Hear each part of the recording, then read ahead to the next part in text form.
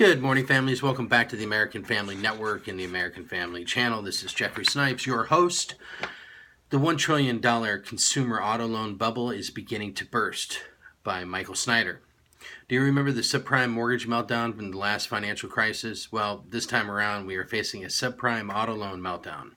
In recent years, auto lenders have become more and more aggressive, and they have been increasingly willing to lend money to people that should not be borrowing money to buy a new vehicle under any circumstances.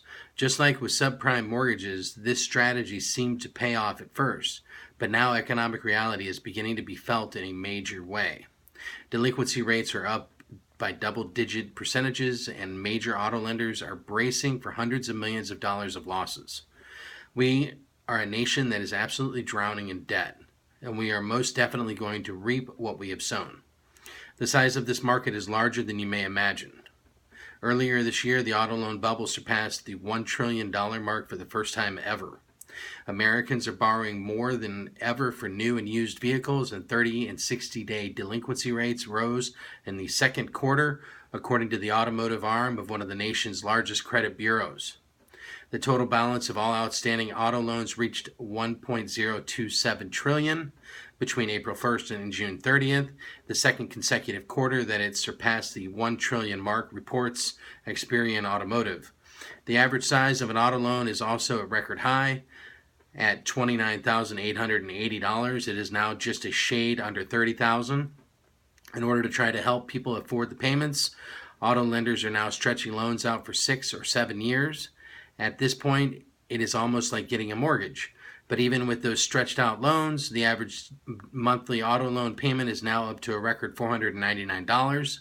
That is the average loan size. To me, this is absolutely infuriating because only a very small percentage of wealthy Americans are able to afford a $499 a month payment on a single vehicle. Many middle-class American families are only bringing in $3,000 or $4,000 a month before taxes. How in the world do you think that they can afford a $500 monthly auto loan payment on just one vehicle?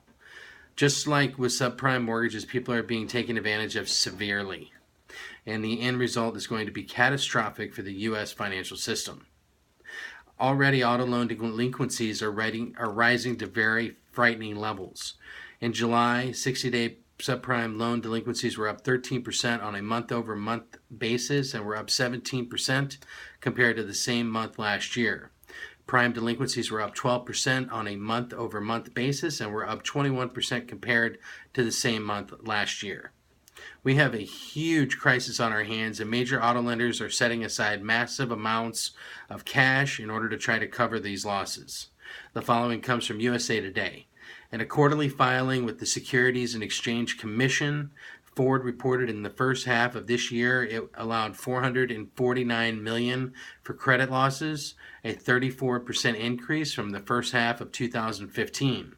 General Motors reported in a similar filing that it set aside $864 million for credit losses in that same period of 2016, up 14% from a year earlier. Meanwhile, other big corporations also alarmed about the economic health of average U.S. consumers.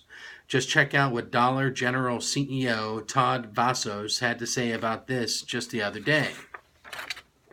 I know that when we look at globally the overall U.S. population, it seems like things are getting better. But when you really start breaking it down and you look at that core consumer that we serve on the lower economic scale that's out there, that demographic, things have not gotten any better for her. And arguably they're worse. And they're worse because rents are accelerating, healthcare is accelerating on her at a very, very rapid clip. The stock market may seem to be saying that everything is fine for the moment, but the hard economic numbers are telling a completely different story. What we are experiencing right now looks so similar to 2008, and this includes big institutions just dropping dead seemingly out of the blue. On Tuesday, we learned that ITT Technical Institute is immediately shutting down and permanently closing all locations. This is from a Los Angeles Times report. The company that operates the for-profit chain, one of the country's largest, announced that it was permanently closing all its campuses nationwide. It blamed the shutdown on the recent move by the U.S. Education Department to ban ITT from enrolling new students who use federal financial aid.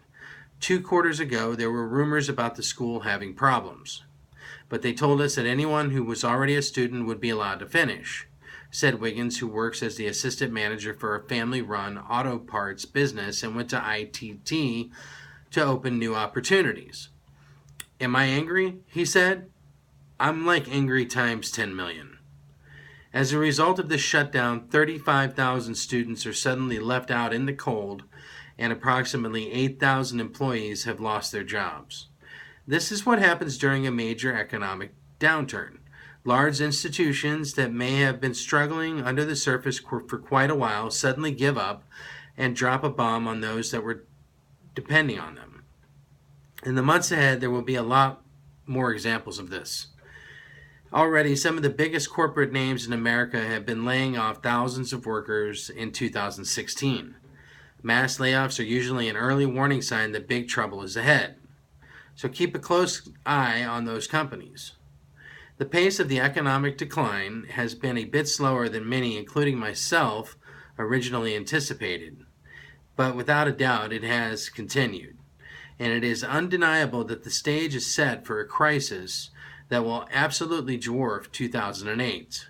Our national debt has nearly doubled since the beginning of the last crisis. Corporate debt has doubled. Student loan debt has crossed the $1 trillion mark. Auto loan debt has crossed the $1 trillion mark. And total household debt has crossed the $12 trillion mark. We are living in the greatest debt bubble in the world's history. And there are signs that this giant bubble is now starting to burst. And when it does, the pain is going to be greater than most people would dare to imagine. So folks, I can't stress it enough.